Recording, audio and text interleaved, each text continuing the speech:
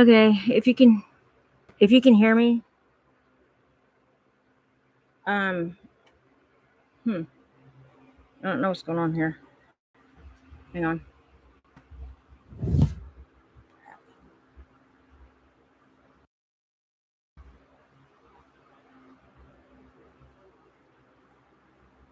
Oops. Okay, can you hear me? Have a biscuit.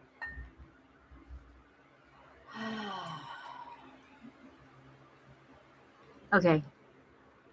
I need to go turn this fan off, but in the meantime, I'm going to share my screen here. Let me go to hang on just a second. And then we're going to get into it.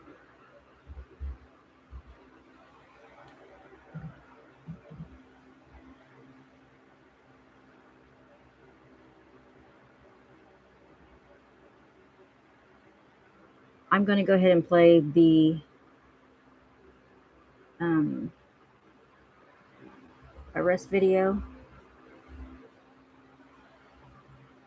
Sorry, I'm having a hard time seeing here. I was mowing and now my eyes are like really itchy. But I'm going to get through this. Because there's a lot of good information.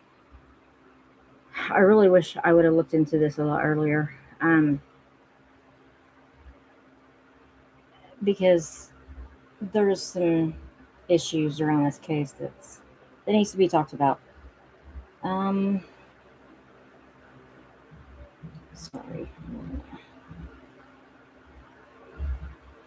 Get this going, and then I'm going to turn that fan off because it's driving me nuts.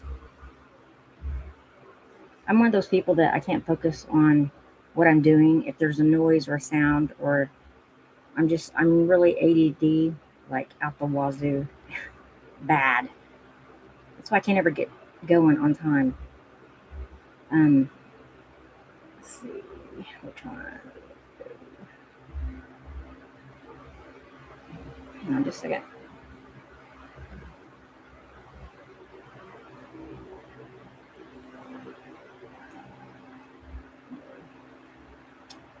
I'm getting it pulled up here. Just a second.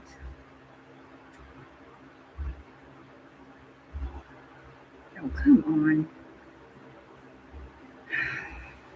Take a deep breath. I get frustrated too, very easy. Because everything, I should just snap my fingers and everything should just work.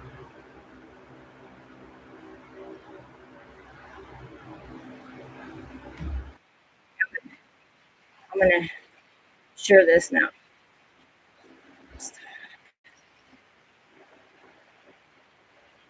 I'm going to fast forward to that arrest. Let me see if I can fast forward. And I need to change my settings because what I'm doing. Settings. They think of me, look at me like I'm some kind of baboso. Oh, you're just trying to cap. Now, when I did my last video, I thought I had muted saying, but you could hear Alex really well, so so that's fine. But there was a couple of points that I needed to bring. Where is the stupid? What? What am I not seeing?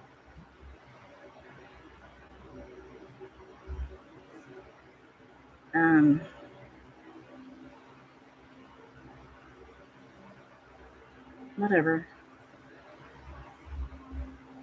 Okay. I'm just gonna play it. Get this crap off of there. And I gotta turn that fan off to start me now. I'm gonna let this play out. Capitalize on a. I'm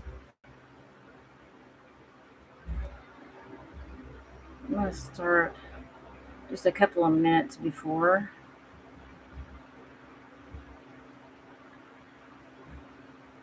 "131 days later, we know they're not going to find her, man. Even if she was in a shallow grave, or they would have already moved it by then because now they had time to do it. You know what I mean? whatever, wherever, they're not going to ever find me. I'm wrong, but Okay. but what's important is I'll be right back. holding someone accountable. There's no way we could have a 3D fucking video. One of my daughters got a new car and it was has like eye recognition, guys. So like when I was telling you about Jihadi John was, I heard this from Mark the Shark, like 10 years ago. Jihadi John, dude in ISIS, he was like, you know, he'd take people out on camera. He'd take people out there and fucking cut them by their ear to ear with like a butter knife and shit and let them bleed out. And then he'd go home and eat dinner and he'd come. They found him because he always wore a mask. They found him using eye recognition. This is 10 years ago. So you're going to tell him.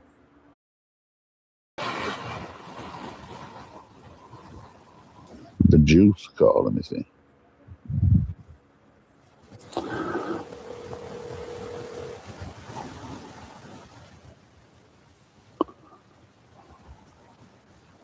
What's up? How you doing, brother? Did I put you on live or? Hey, thanks. Of course, man. You know, we stand with you. Of course, it's for all of us. Man, thank you for setting the tone, man. This is really going to set the tone. I love it. You know, if they don't show up, I mean, this is really going to speak. 100%. So I appreciate that. Yeah, man. I almost want to come and join you right now. I appreciate it. But nah, let's just keep it like this. But of course, I would love to have you out here. But let's just see if we can. You're right. This will set the tone to show that maybe we all can. You know? Yeah. I'm sitting here. I'm not even touching the street. Yeah. Okay, here they come. I gotta go. Juice. All right, love you, brother. All right, guys, let me get my notebook. Let me get my notebook.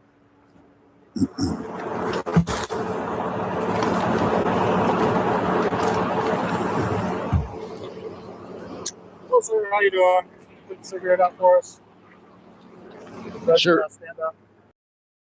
It's a direct order. On direct order, okay, but before that, can I have your name and your badge number first? We'll give you. Stand up. Hey. No, stand up. What did I do? Stand up. You're under arrest. For what? You're under arrest. What am I under arrest for? Hey, Stand up. hey. Stand up. Okay, but listen, you guys. Stand What am I under arrest for? Drop Relax. the cigarette. Hey, what am I under arrest for? Dude, Stop it. don't do it. Hey, I'm not even fighting you. I'm not even fighting you. I want to know what I'm arrested for. Get on the ground. What am I under arrest for? Get on the ground. What am I under arrest for? Get on the freaking ground. Look, I didn't shove him down. comply. What am I under arrest for? Comply. I will, but what am I under arrest for? Fucking ass. Don't twist me. He's putting a cuff on me. Knock it off. He's putting a cuff Now on me. relax. Tell him you're putting a cuff on me. Relax. Don't twist my fucking hand. You guys. Get someone out here to get my stuff. I don't want them taking my shit.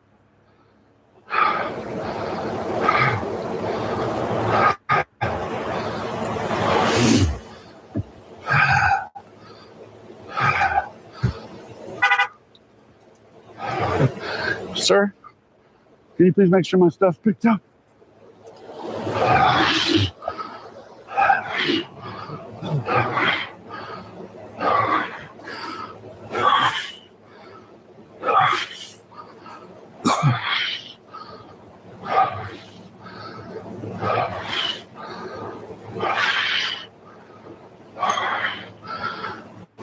Someone get out here to get my stuff, please. Hey, Stop Sir. pulling away. Stop pulling away, bro. Get the. dude, my cuffs are on, bro. Relax. Relax.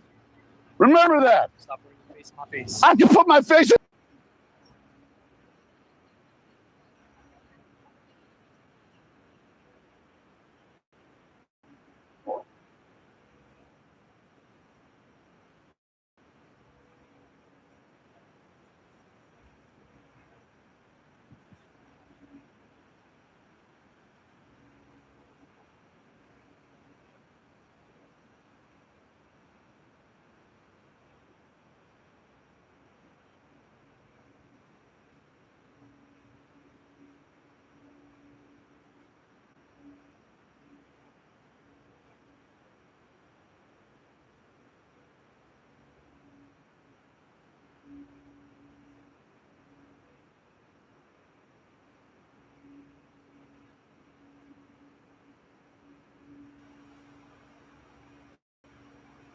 Okay. I'm going to start that from the beginning, but I can hear us. hey, I'm live here. Stop talking. Why are you? I'm talking because I'm doing a live show. What happened? What was that? Okay, I don't really know what that was. Okay, so anyway, I'm gonna play this podcast, and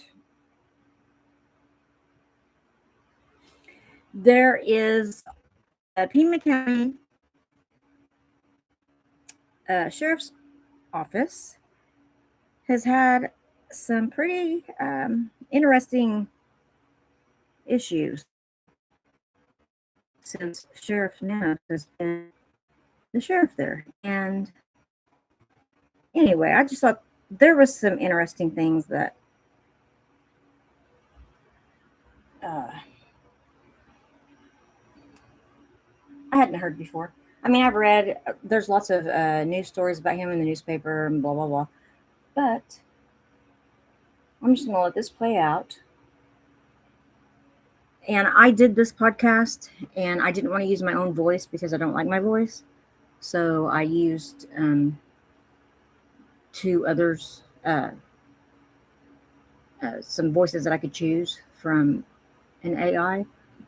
And I'm just going to go ahead and start it.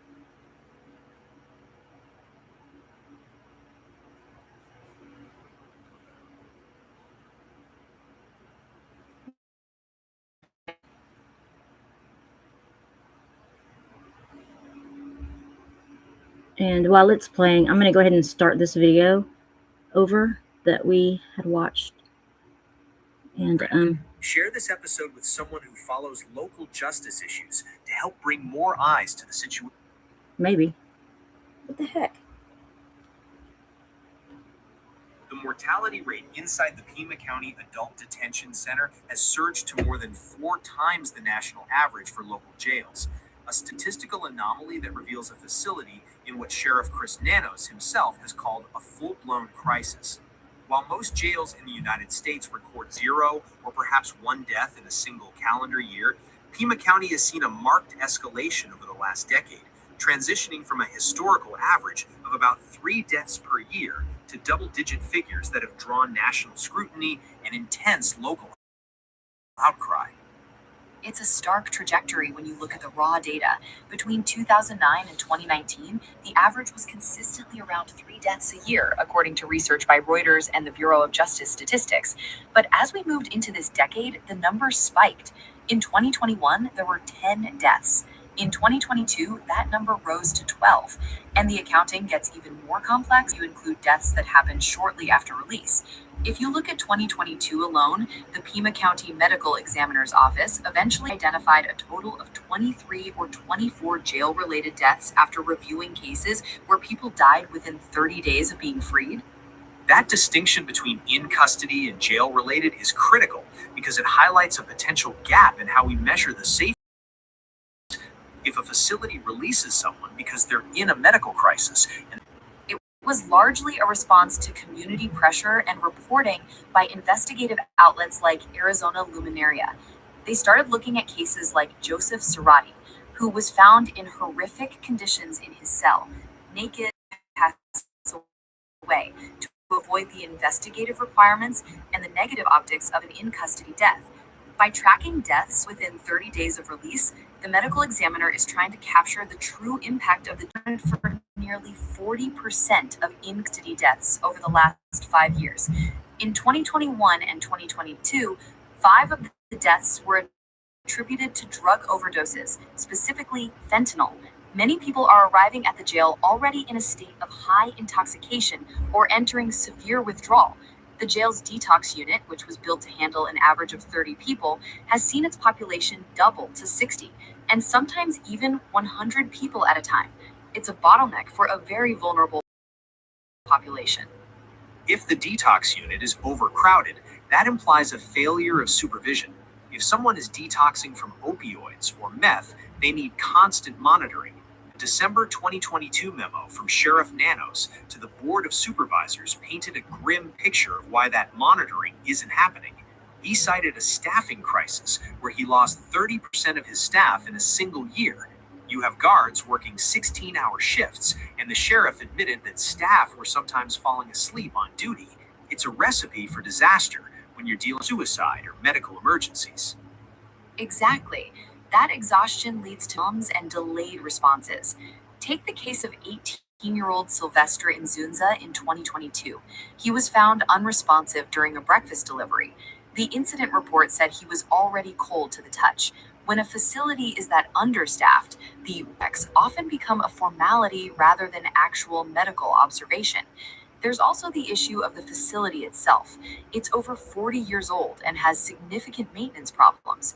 Nanos has argued that the physical state of the building is life-threatening, with nearly 100 inmates sometimes sleep on the floor due to overcrowding.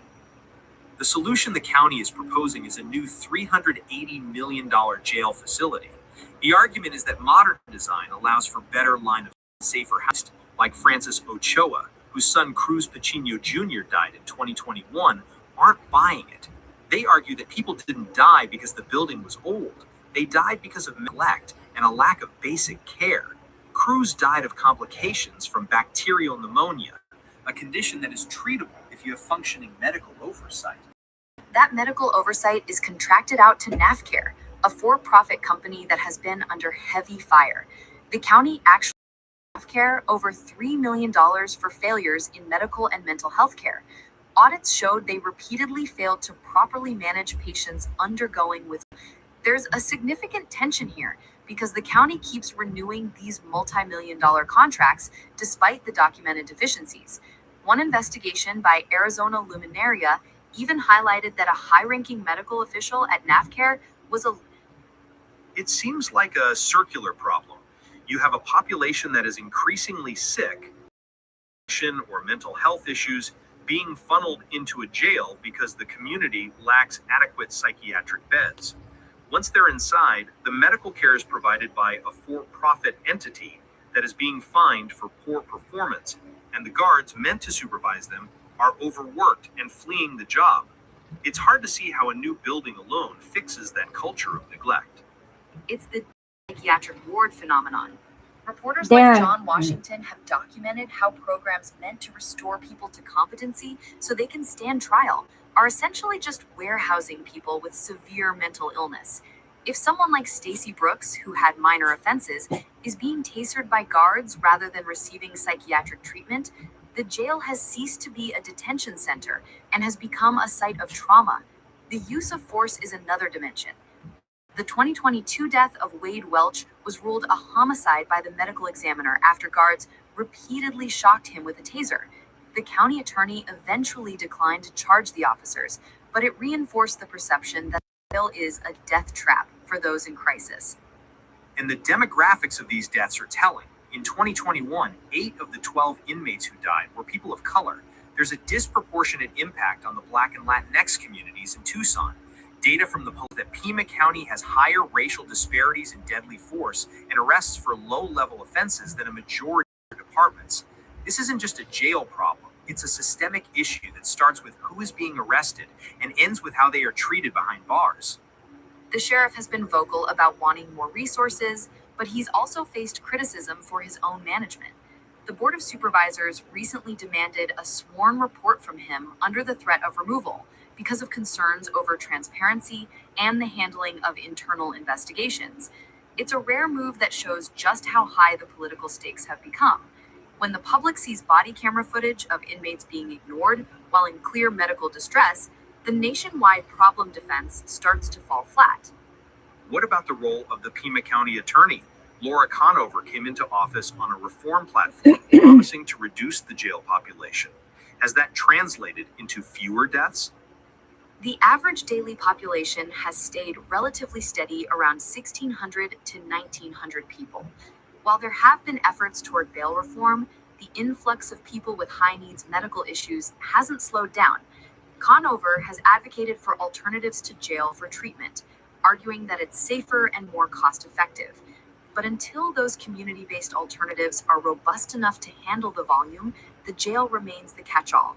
In 2023, the death count was 8, which is a slight decrease from 2022, but still significantly higher than the pre-2020 average. It's a grim reality that only 8 deaths is seen as a relative improvement. We have to look at the human cost behind these numbers. Families are holding protests outside the Silver Lake Road facility, setting up memorials with photos of their loved ones. They are demanding answers that the department has been slow to provide. Often, investigative reports into these deaths aren't released for months or years, if ever. Transparency is the biggest hurdle.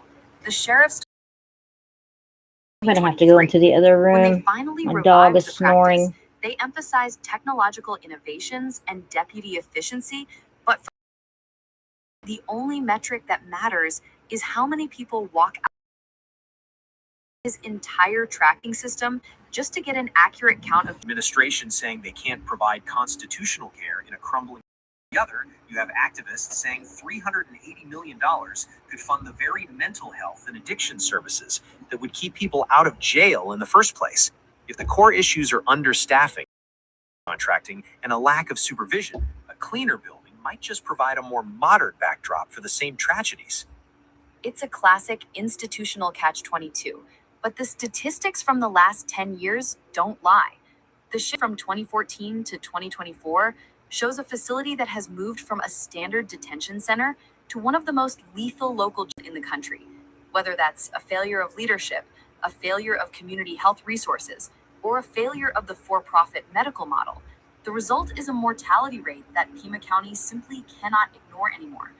The crisis at the Pima County Jail serves as a stark reminder of the abilities a community has to those it chooses to incarcerate, especially when the vast majority are awaiting trial and haven't been convicted of a crime.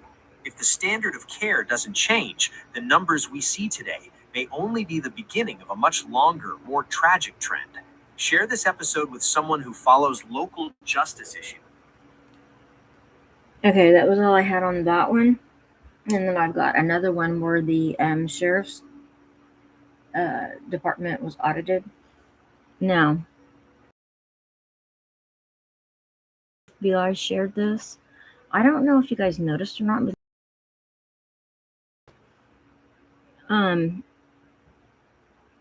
let me back it up here.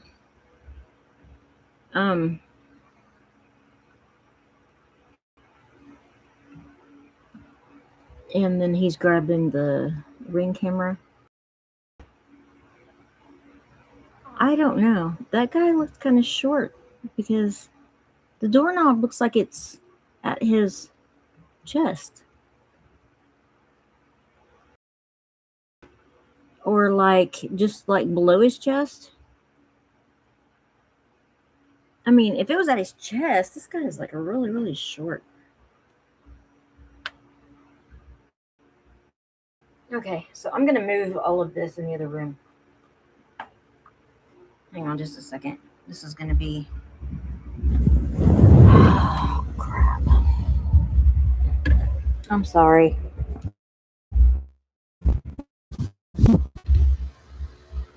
I thought I had all situated, but this is not going to work out for me. Okay, just a second.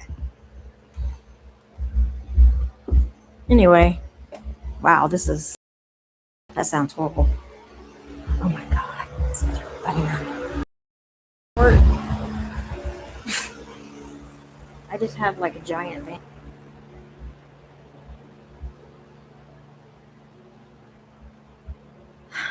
Let's try this again.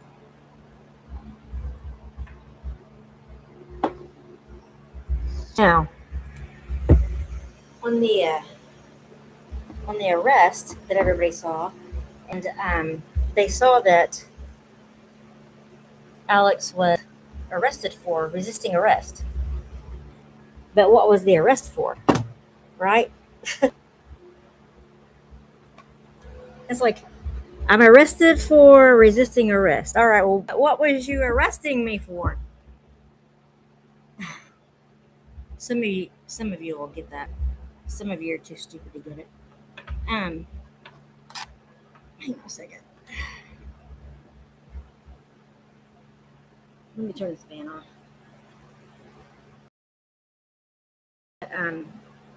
And the P tent thing.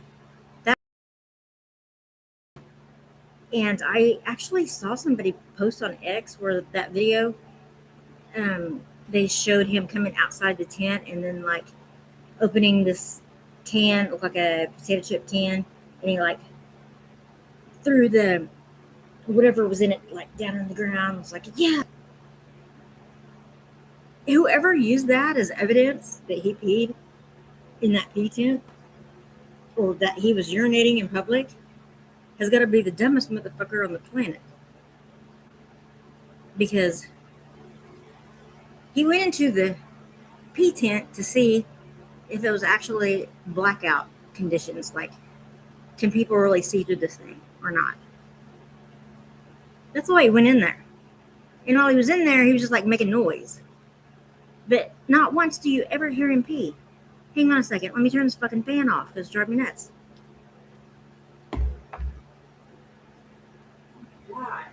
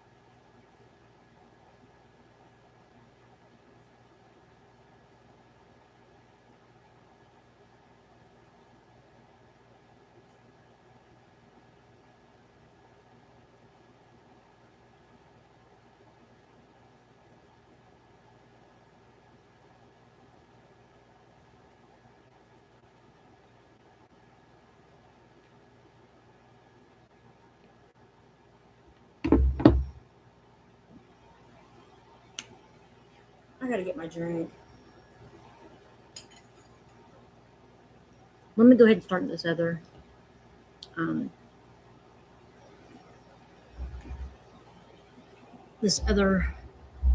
podcast that I did. Like I said, I can't stand my voice. I've been trying to work on it. Oh my god, that still sounds horrible. I gotta get a slot for this microphone. Anyway, I can't stand my voice, so I went ahead and did some other voices on this too. So I'm gonna go ahead and start it. But it's the Pima County's hidden evidence crisis. Because, you know, a lot of times if you really want to piss off somebody that works in law enforcement or sheriff's department or whatever, police department, you just go do an audit. You know, they need a formal audit done. And then sometimes you have to audit the audit, right? Like the FBI did with Pima County. So I'll just let that go ahead and start.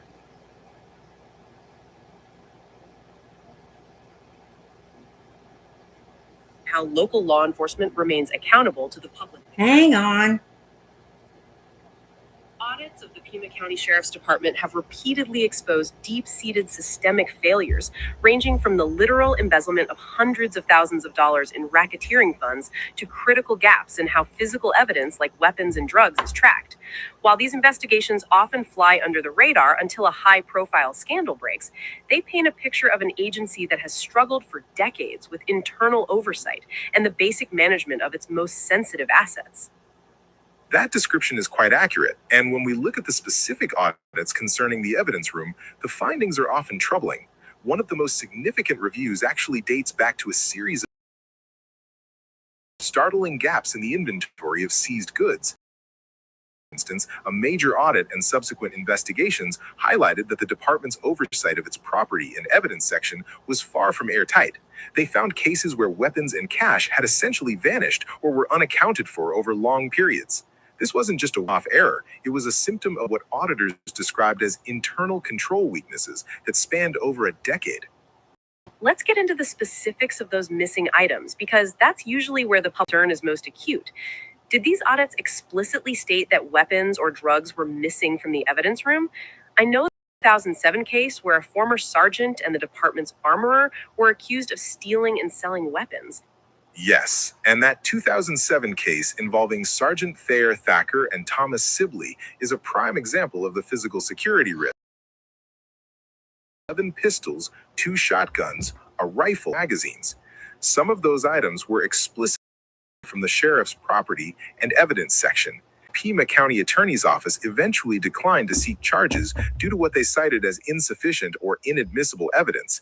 The fact that these items could be moved out of a supposedly secure facility and sold is a massive red flag.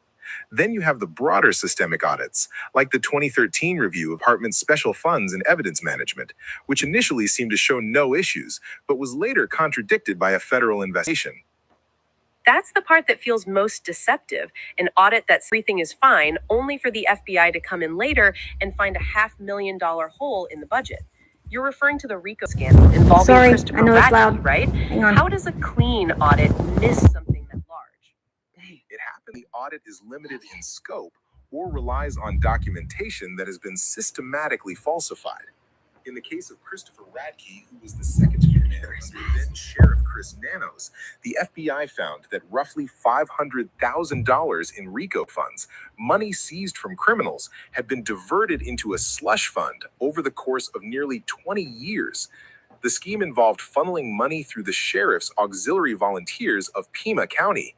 Radke eventually pleaded guilty to 3 counts of theft of federal funds in 2017. The 2013 audit essentially looked at the books provided by the department, but it didn't dig deep enough to see that the donations to the volunteer group were actually being used to pay for unauthorized expenses, like running a cafe inside the headquarters rent-free for a relative. If they were able to hide $500,000 for 20 years, it makes you wonder about the physical inventory. Has there been a recent comprehensive audit that actually verified every single weapon and gram of narcotics currently held by the department? Because the annual reports they put out now, like the 2023 By the Numbers report, mention receiving over 20,000 items, but they don't seem to detail whether an actual physical reconciliation was done. The 2023 and 2024 annual reports are more about transparency through data snapshots than they are about forensic auditing. They tell us that in 2024, the department received 23,867 items of property and evidence and destroyed nearly 1,900 pounds of drugs. However, these reports don't explicitly say, "We checked every shelf and nothing is missing." Historically, when the department has been forced to do a deep dive, usually following a scandal, the results are messy.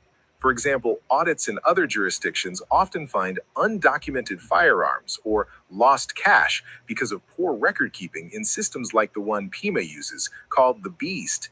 While Pima County has improved its digital tracking, the legacy of missing vehicles and unaccounted for cash from earlier periods still haunts the record. It seems there's a recurring theme of record-keeping issues being used as a shield.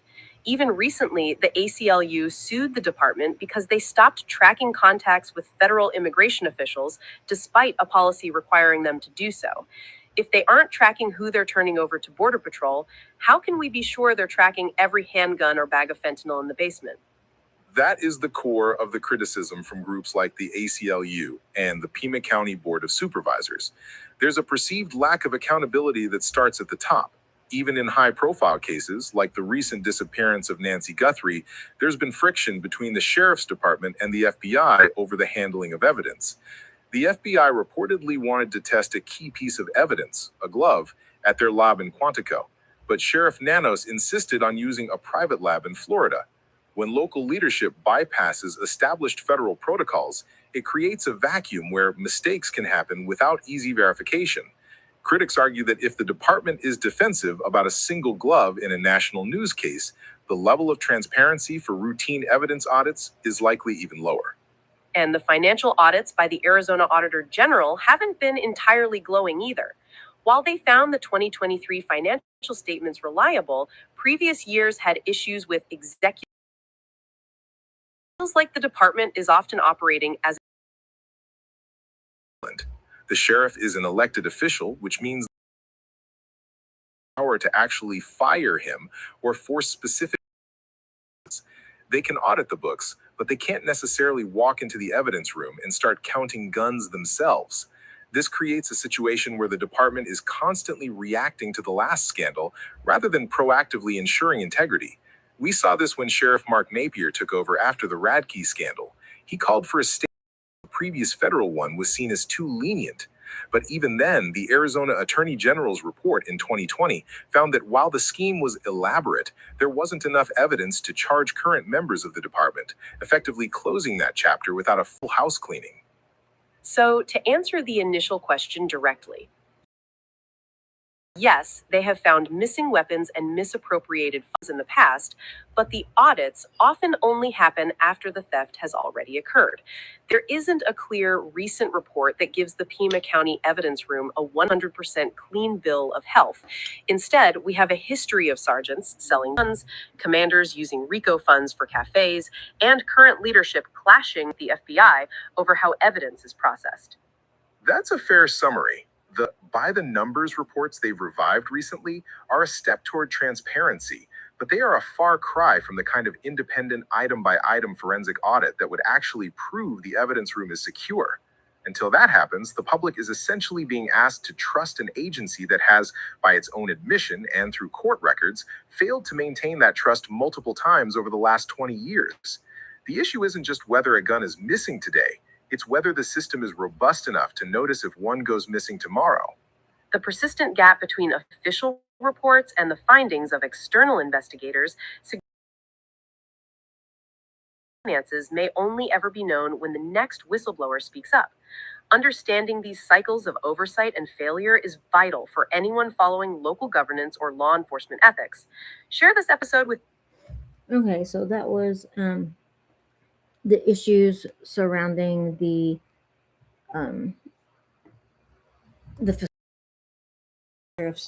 Sheriff Nanos involvement with audits not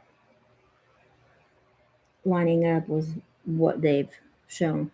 Like, how does $500,000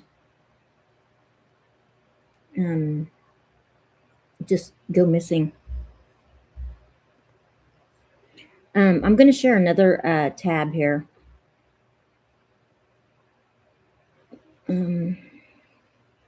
It's playing a commercial right now. But I'm going to turn the other one off. I don't think it's playing anyway. It's just that FBI video.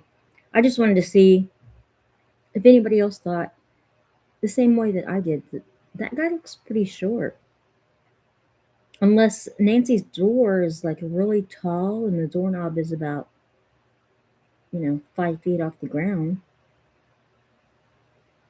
It didn't look that way to me in other pictures. So the guy's standing there and he's got his hand up to the ring camera that looks like it's about eyeball level.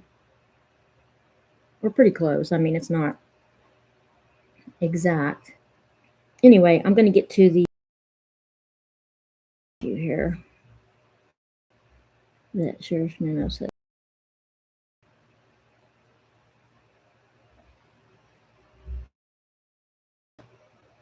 What 1,000 advertisements or okay, well, maybe I just hit the wrong thing.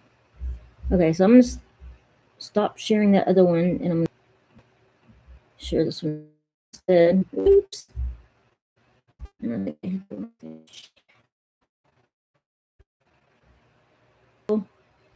Figures. Okay, let me show this other one.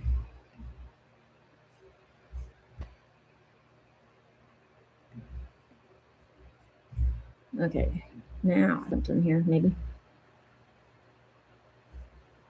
In just a moment, but now we have new developments in the Nancy Guthrie case. Arizona authorities say the cadaver dogs that were used earlier in the investigation are buffering. We're buffering. This is my life. neighbors.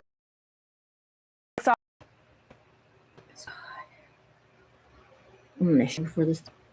Suspicious man and Brian Enton with the exclusive update, and Sergeant Betsy Brantner Smith, National Police Association spokesperson and Pima County resident. Brian, tell us more about what you're hearing about this suspicious man who was in the neighborhood.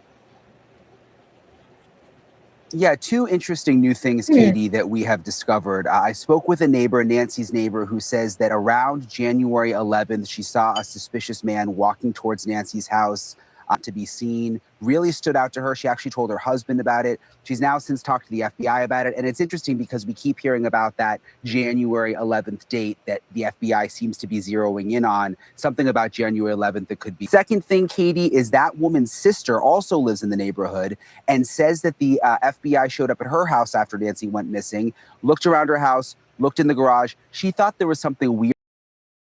So she actually called 911 after they left. Deputies from the house said that they thought they were fake FBI agents. This is crazy. They did a 4-hour investigation, looked for fingerprints, took DNA samples, left her house. She was terrified. The next day they call her and say, oh, actually went back and checked, and they were real FBI agents, which just kind of shows how disorganized this whole thing was in the beginning, Katie. To say the least, yeah. Betsy, what do you make of cadaver dogs? Who are unfamiliar, how accurate are cadaver dogs if like this? Well, they can be very accurate. I used to run my agency's canine unit, and cadaver dogs are trained for a specific smell, obviously, basically decaying flesh. And the fact that they're not being used could optimistically mean that they have something else where they don't feel like they're looking for a deceased body. Not using cadaver dogs right now could be a real optimistic sign, but I'm going to guess if they don't have someone in custody or don't find Mrs. Guthrie soon, dead or alive, they'll go back to searching additional areas. But you know, Katie, Pima County is a huge area, and we've got everything from mountains to water to desert. So they need to narrow down where to search to bring back the cadaver dogs. Yeah, Pima County, and then of course Arizona is a big state, and Mexico is just 60 minutes away to the south. Brian, I think that one of the here case and feeling like there's nowhere to go is that it goes cold. We know that agents from the FBI have been pulled off the case. What are you hearing about the resources? Cadaver dogs are not going to be used either. Yeah, I don't get the sense that it's going cold at this point. I mean, it's been 38 days now, but they've got this task force here with FBI agents and sheriff's detectives who are just totally devoted to the case. That's all they do on this task force. And we've seen them operating behind the scenes a little bit. So I get this any day now, but I don't think we can call this a cold case at this point. Betsy, what is your opinion about that, just given your experience and the fact that you live in Pima County and know the sheriff's department? These agents and these Pima County sheriff's deputies and investigators are so dedicated to finding Nancy Guthrie and to bringing justice for her and her family. This is still a very young case. It's not a cold case. Just because it's not in the media every single day does not mean that that task force isn't working 24 hours a day to find her and get justice for her and her family. Yeah, Betsy, we've heard a lot of really positive things about sheriff's deputies, but we've heard some concerns about the way that Sheriff Chris Nanos has handled this case. What are you hearing about his leadership and whether they're mistakes? They're feeling like they don't have a lot to go on. Locally, Sheriff Chris Nanos has always been known as a leader. There's no other way to say it. Damn. Okay. Wow. No, we're not going to watch the next thing. Hang on. Chris.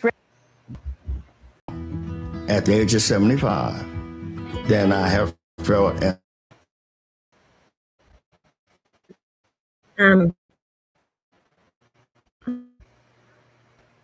So, what I wanted to let Alex know is that I saw some things in the video, and I think everybody else did too, about that arrest. Let's go back to it. Where they're saying he's resisting arrest.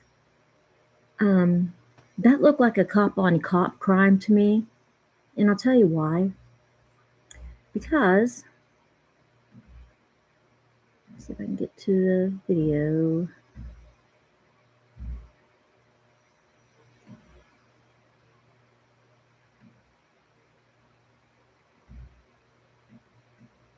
Hang on a second.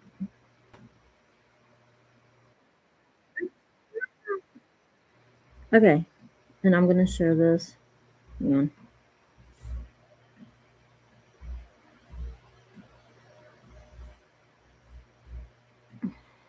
Okay, so I'm going to share the screen. Hang on.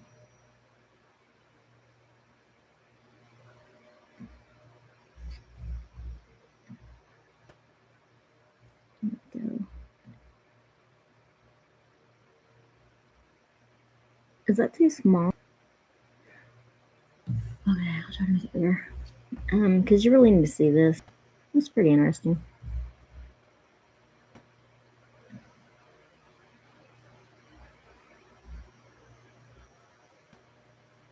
Okay. Fast forward it. See what I'm talking about.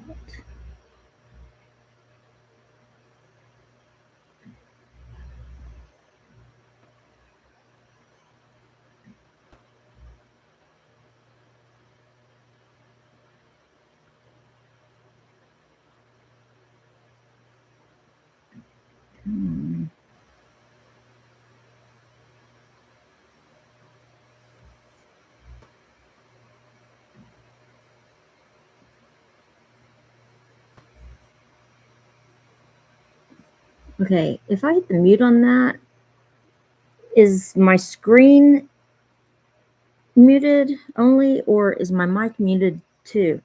Because I don't know. Is my mic muted? Son of a bitch. I think my mic is muted too.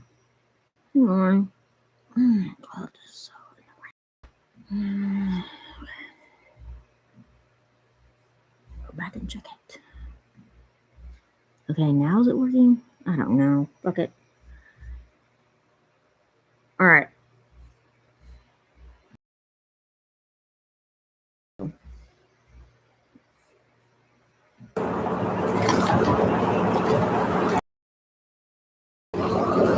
Hello, sir. How you doing? Good to figure it out for us. Sure. Stand up. For what, sir? Because it's a no direct order. On direct order, okay, but have your name and your badge number first. We'll get you. Let's stand up. Hey. No, stand up. What I do? Stand up. And I'm going to need to slow her down. And I will show you.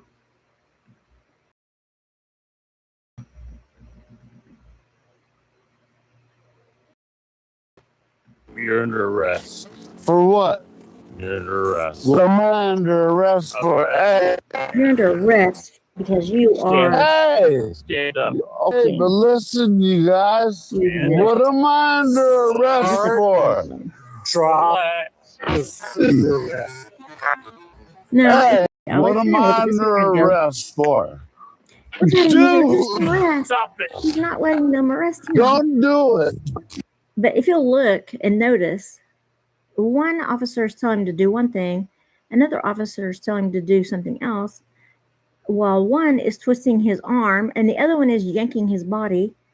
And this is why I think it's ridiculous when you have more than one officer trying to arrest someone, because a lot of times this is how problems happen, where they'll say he's resisting arrest, because you will have two different officers that are giving two different commands or doing two different things. And sometimes that's by design, because you can make it look as though somebody is resisting arrest or pulling away or whatever. Now, I stopped it here. You can tell. Is Alex pulling away from them, or are they yanking on him?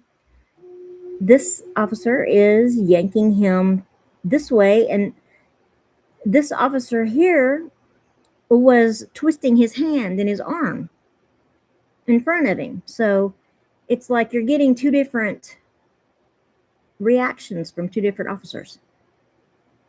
And they're wanting him to go to the ground. When they walked up to him and they said, "You're under arrest," and didn't tell him for what, they could have just told him for what. But it wasn't turn around and let me cuff you. It was get on the ground immediately. Why? Why does he have to go to the ground? Why does he have to go in the middle of the road on the hot pavement just so you can put handcuffs on him? Why can't you just handcuff him? Why do you need more than one officer to handcuff him? He wasn't trying to do anything. It's the officers that are pulling him in two different directions, and they keep doing it. And it's the officers that cause their own problems here. And I'll show you.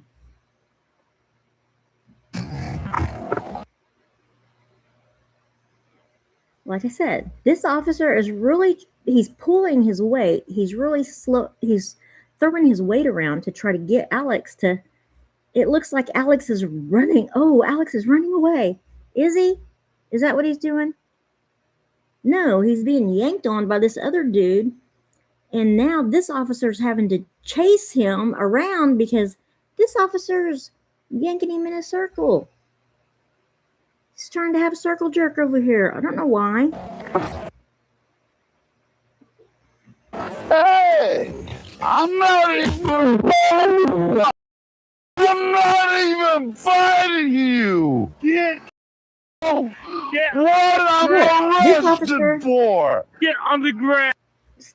They're still trying to. This one's yanking him over here. He's still trying to throw him down. Whatever. This one's trying to yank him over here. And the whole time he's trying to fight his radio. I don't know where they picked up this guy, but you need to go drop him back in the hole that he came out of, because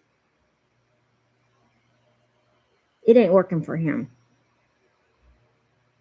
This guy here, I don't know. I guess he thinks he's Billy Badass or something. I don't know. I don't know what his problem is. He just walked straight up to him and just...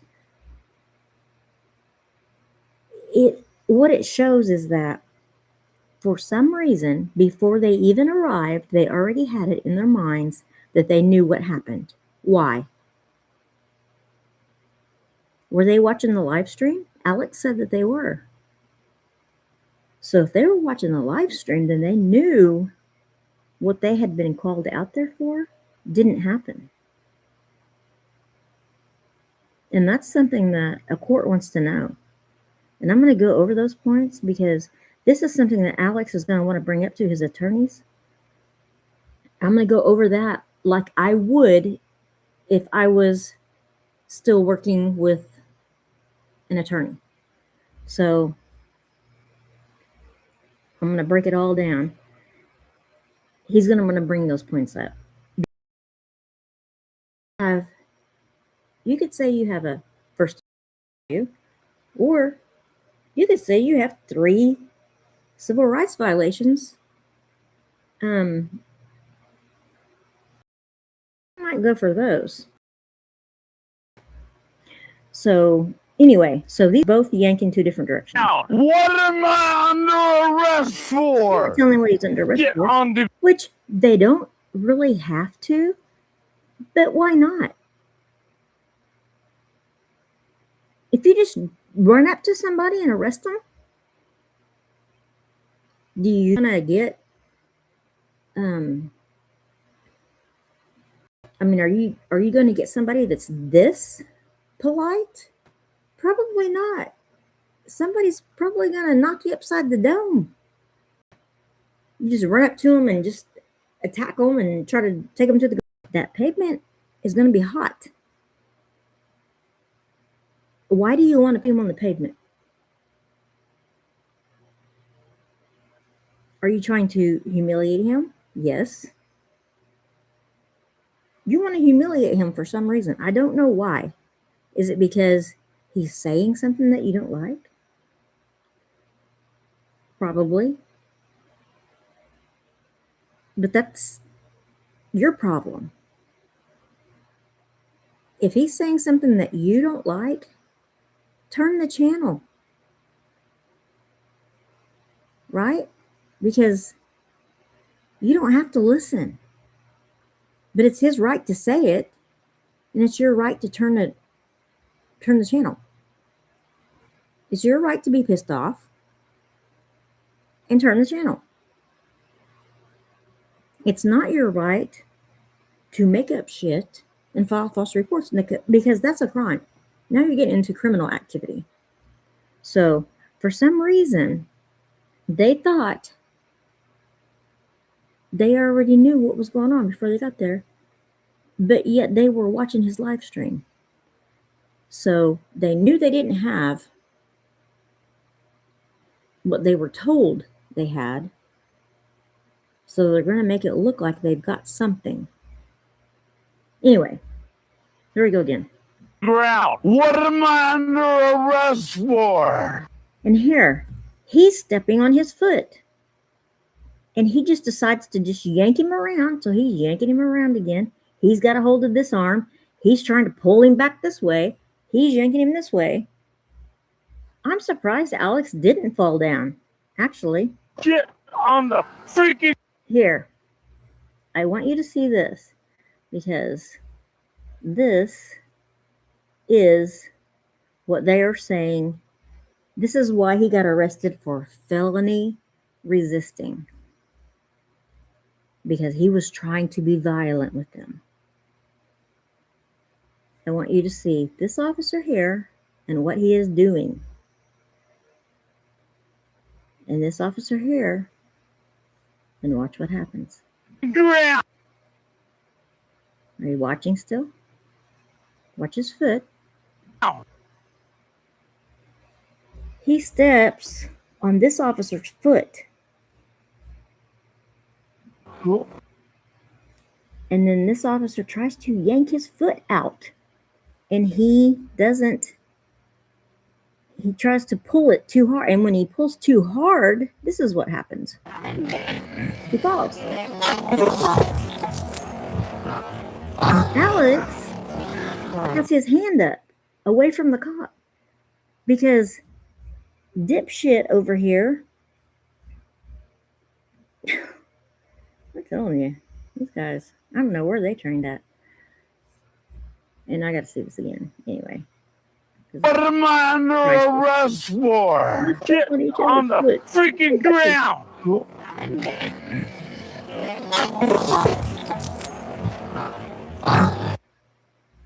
Look at this dipshit.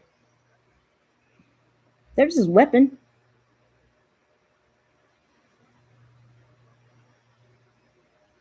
Oh, and that was after he kicked him in the balls. He's like, well, if I'm going down, I'm going to kick you in the balls when I'm down. Alex is trying not to step on him. Trying to keep his hand far away from that gun because all they have to do is say he was going for the gun. Right? And then it's all over. It's lights out. Look. I didn't shove him down. Comply. What am I under arrest for? Comply. I will, but what am I under arrest for? I will. But what am I under arrest for? Fucking ass. Don't twist me. He's putting a cuff on me. Knock it off.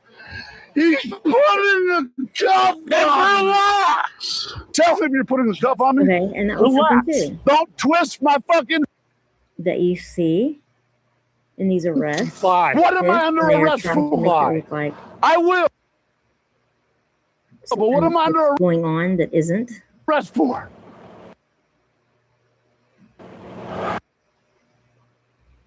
Okay, and also he continues to just try to just twist the shit out of his hands. Fucking putting his hands behind his back. Oh, I'm going to turn this arm this way and twist it. And Alex is like, what the fuck is going on? I got my hands back behind my back. What the fuck are you doing? Don't twist me. He's putting And he's like, he's putting the cuffs on. What the fuck are you doing, weirdo? a cuff on me. No, I'm gonna shove you back and make you look like you're pushing him. Knock it off. Okay, now you got this guy back here shoving him forward into this guy.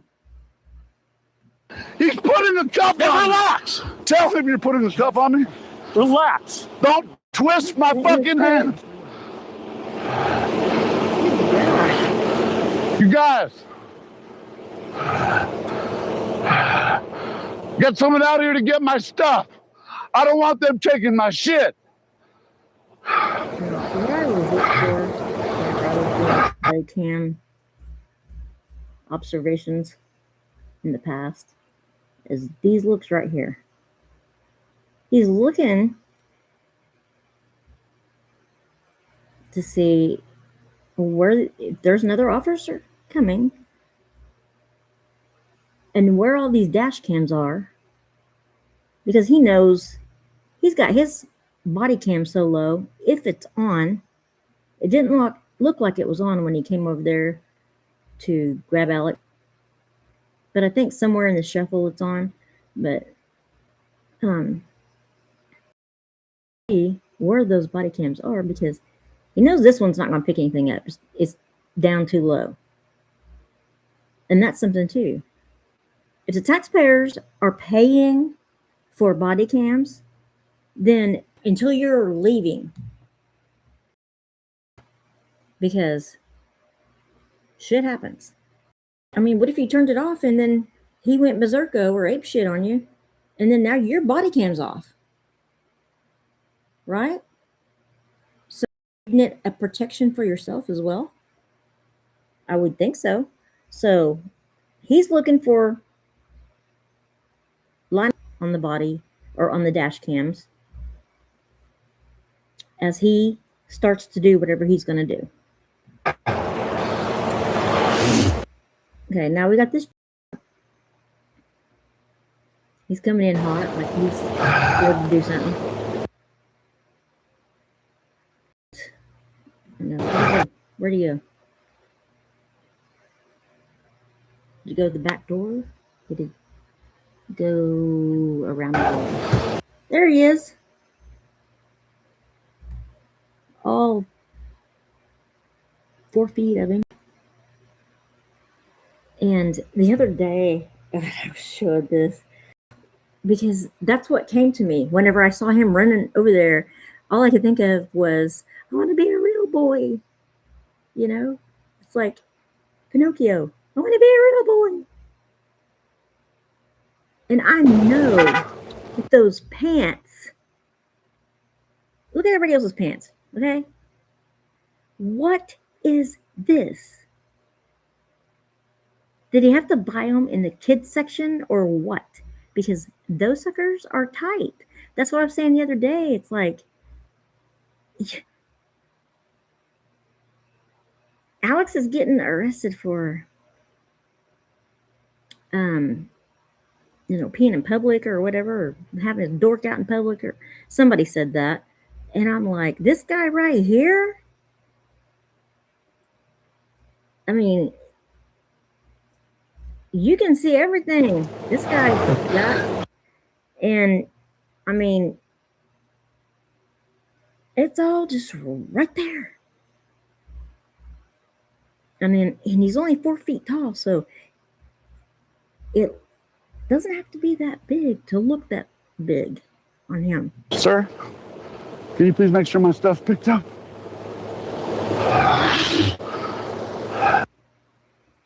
This was something else that I noticed as well. He goes to take a step over because when he ran over there, I don't know if y'all caught it or not. I was too busy making fun of him. I shouldn't have done that, but it was just, my God. I hope this guy don't ever get in a fight with a real criminal.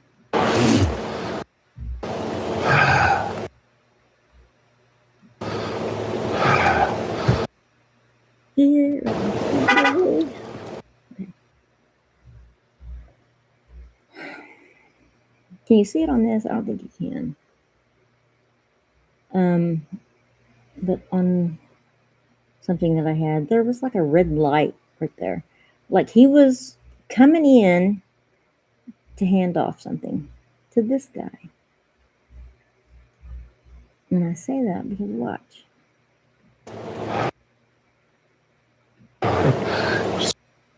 Sir, can you please make sure my stuff picked up? Here we go. He is still looking. Where's that dash camera? Why? Aren't you just putting handcuffs on him?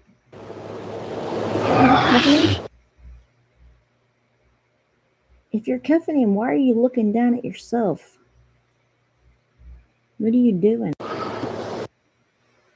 And then you got, I don't know what this Down syndrome example over here is doing, but he's still messing with something that's on his chest.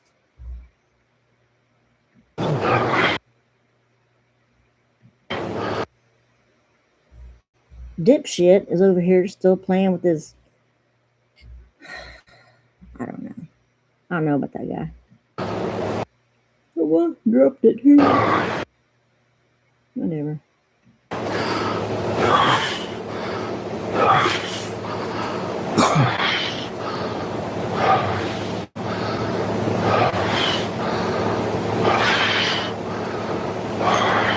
Okay. I don't know if you saw that either.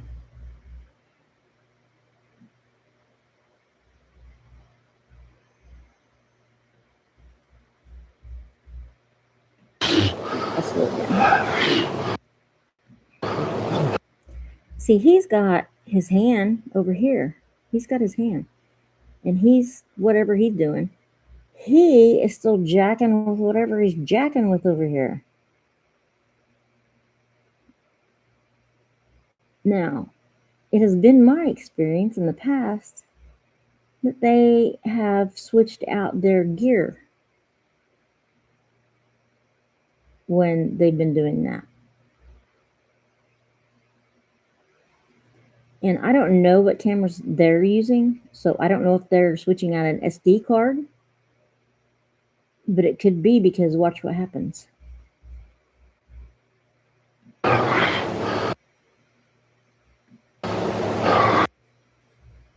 I want you to watch right down here on the ground.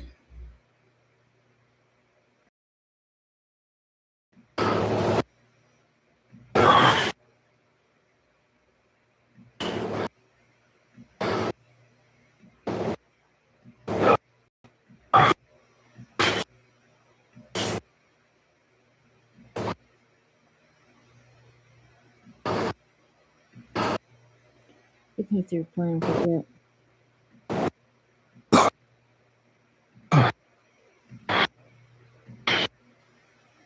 Okay, watch between his feet.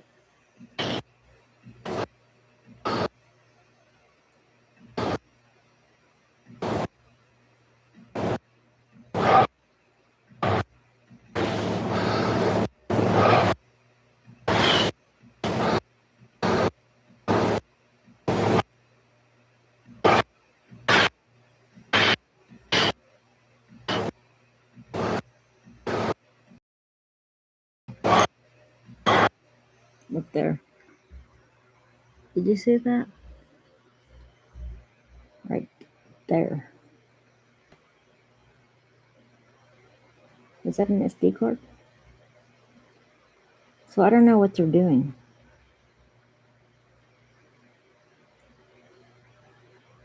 But that wasn't there, and then it fell. And then he's going to bend down and pick it up.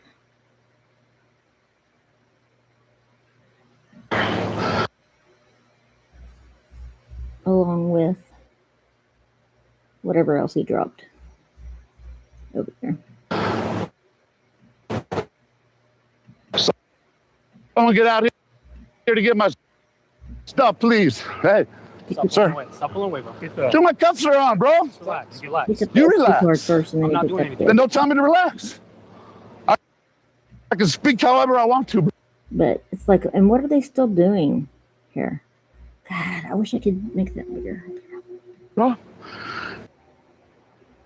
you know, bigger of a human being than I am, bro. It's like, isn't he already cuffed? It's like, what are you doing now? Remember that. Stop. The reason why I don't like that type of thing is because they are doing something that their body cams aren't going to pick up because they're too close, and the dash cam isn't going to pick up because they're making sure that they are covering up whatever they're doing. And so this is how, if they wanted to plant something on someone, I'm not talking about Alex here, I'm talking about at anyone at any time. If they wanted to plant something on someone, they could. Because nobody's going to pick it up. And it's not going to be on the body cam. And they're just going to say, this guy had this on him. Because I've seen that happen.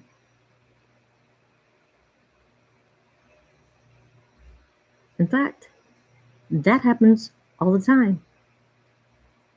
And people just think you don't get arrested unless you do something wrong.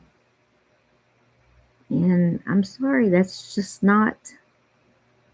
If you are a sheriff or a deputy or whatever, and you don't like somebody and you have an opportunity to take that person down, you'll probably take that person down.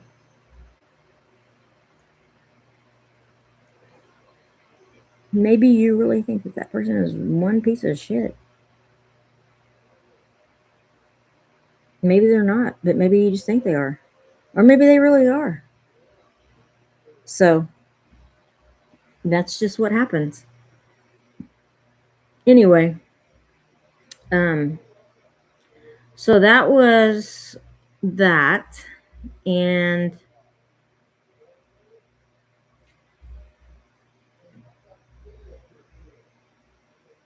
okay. Let's see. Now, okay, so on this day, when Alex got arrested for all of that shit that he didn't do, he started the recording from before the time he even got there. And you will see, because he shows where he's sitting. Now, if you look right there, where he's sitting.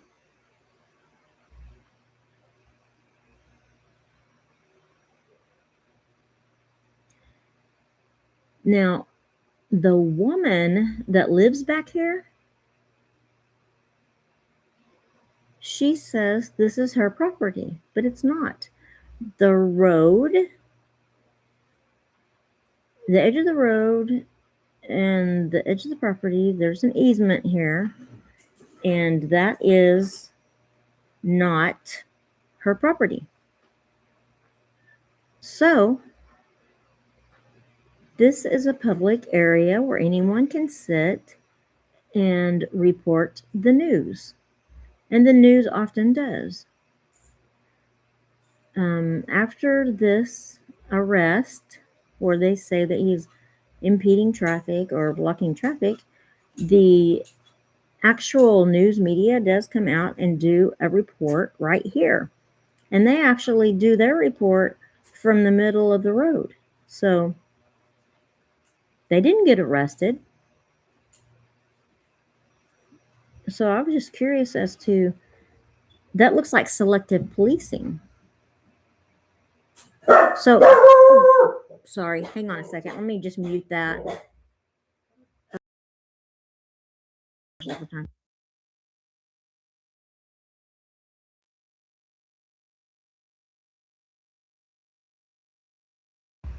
Okay, anyway, my dog's gonna go ape shit. I can't ever do a live stream because there's much activity going on around. I live way out in the middle of fucking nowhere, and I still have all this activity all the time. Plug in my laptop because it only has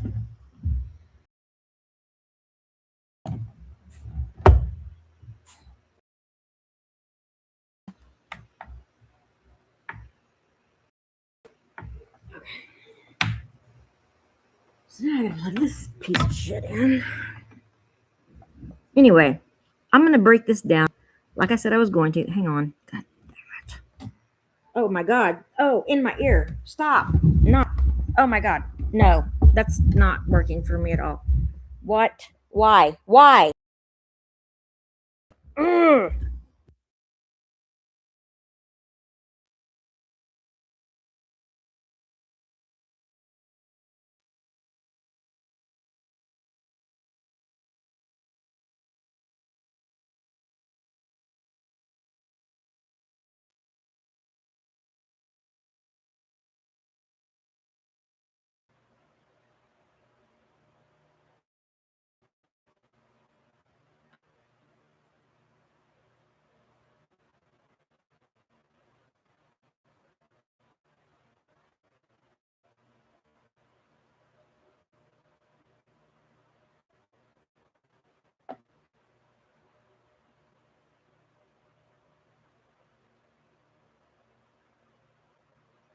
Okay, so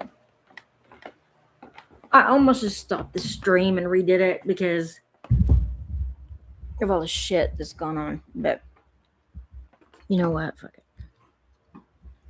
Okay, so we saw this bullshit, right? That happened in that arrest, and I played a couple of those podcasts that I had worked up. And now I'm going to break down the whole arrest thing. This is just going to be me, my words. Let me go to try to play something where, hang on a second, where I can share it here. Hang on.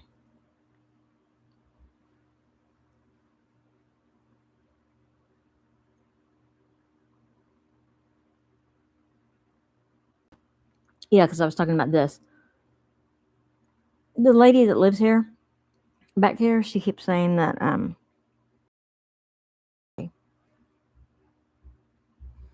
well, she's mistaken. But just because she's nuts doesn't mean that Alex has to go to jail for it. Right? So I don't understand. He's not blocking traffic. He's not impeding traffic. And he's trying to keep attention on this case because, like we discussed, there's bullshit going on with this case. So let me get, hang on. There's press.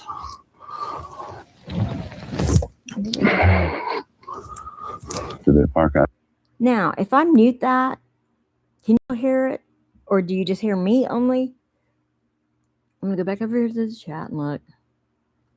Do you guys just hear me or do you hear Alex as well? I don't know because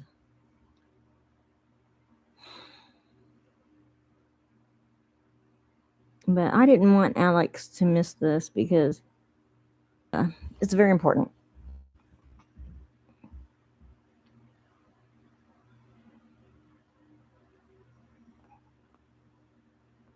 Anyway, I probably should check and make sure that that's playing right.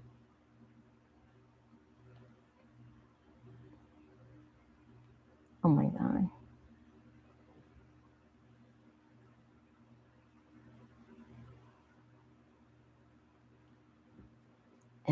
If I have one more thing that screws up, I'm just going to start this day over.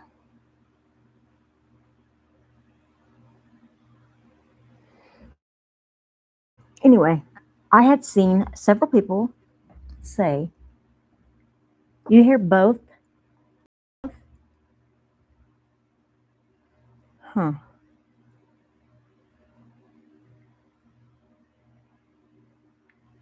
Well, then I'll just have to turn his off because this is pretty important here.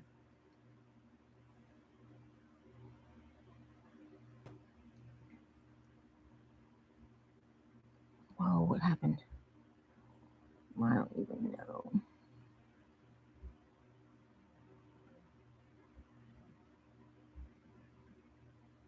Oh. Okay, well, hopefully now it's playing.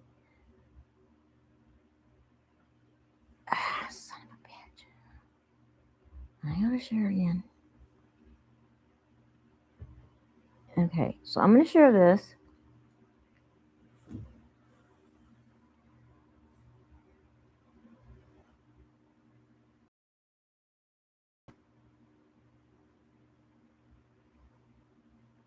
Okay. Now, do you hear both? Or do you just hear me? Because if you hear both, I'm going to have to pause his.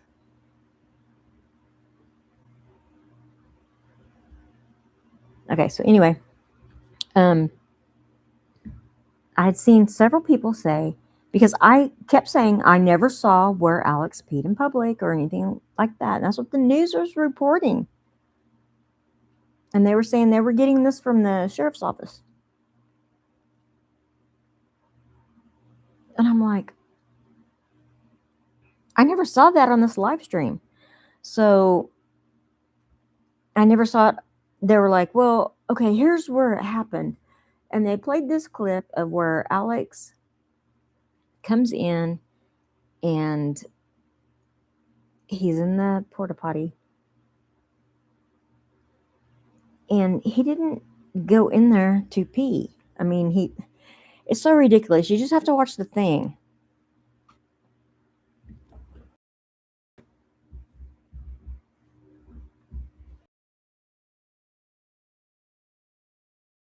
It's going to be fucking unstable as usual. I'm going unstable. This bitch that's back here that lives across the street from Nancy Guthrie is unstable. God damn.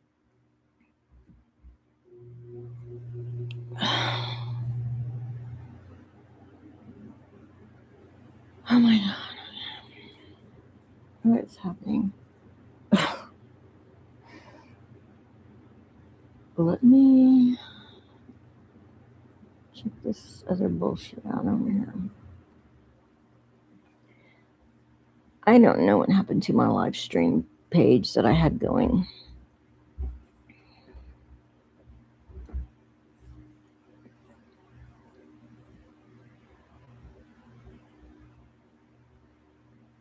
I really don't know what happened to the other tab that I had up. Okay. This is fucked up. Okay.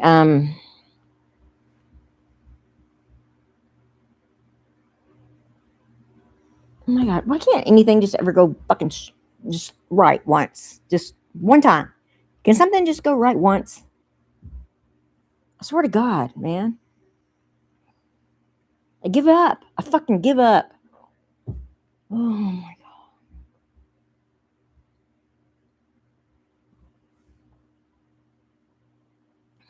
god. Okay. What? See, that's bothering me now. That's why I can't concentrate on this, because that's bothering me. I can't fix it. I'm going to have to go outside and rebuild an engine or something to get my mind off this.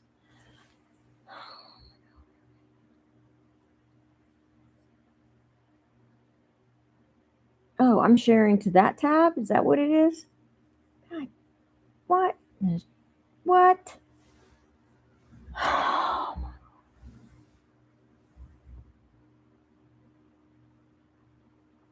I'm going to end the stream and then I'm going to start back and just 1 minute, because I don't know what the fuck happened to my computer, but I hit the wrong tab or something and now all my shit's fucked up, which is pretty much the story of my life. So I don't know why I'm bitching, just like any other day. Okay, so here I go. I'm going to end this one.